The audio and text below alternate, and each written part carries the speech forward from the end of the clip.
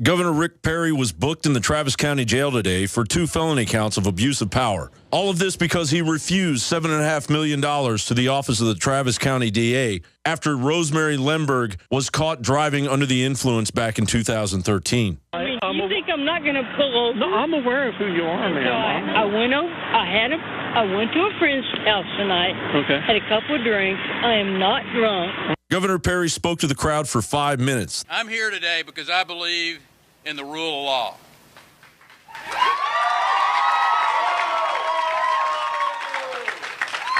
And I'm here today because I did the right thing. I'm going to enter this courthouse with my head held high, knowing the actions that I took were not only lawful and legal, but right. And if I had to do so, I would veto funding for the Public Integrity Unit again.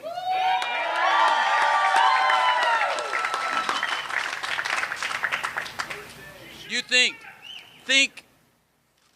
any governor, Democrat or Republican, would expect this important unit with jurisdiction over state officials be led by someone who lives up to the highest standards of conduct and personal integrity?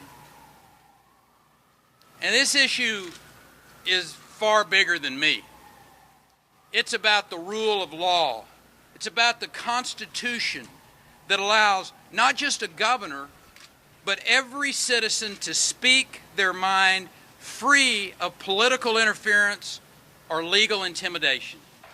This indictment is nothing short of an attack on the constitutional powers of the office of governor. There are important, fundamental issues at stake, and I will not allow this attack on our system of government to stand.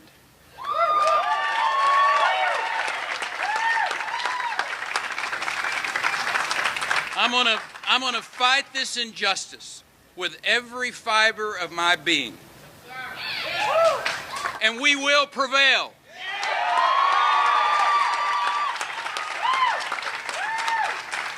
And we'll prevail because we're standing for the rule of law.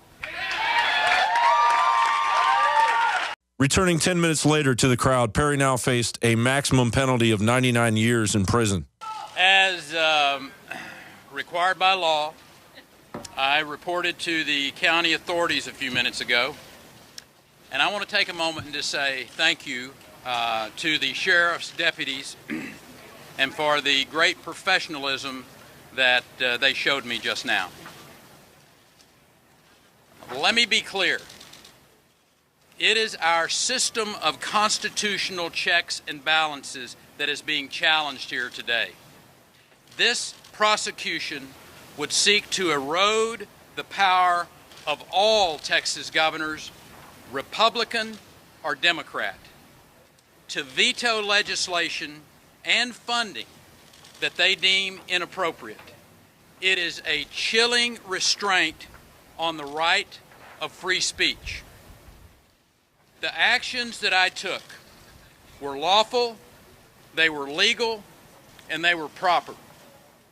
This indictment is fundamentally a political act that seeks to achieve at the courthouse what could not be achieved at the ballot box.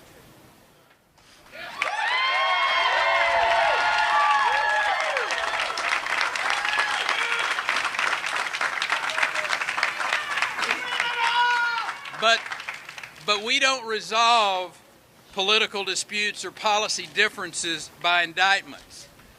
We don't criminalize political or policy disagreements. We will prevail. We will prevail.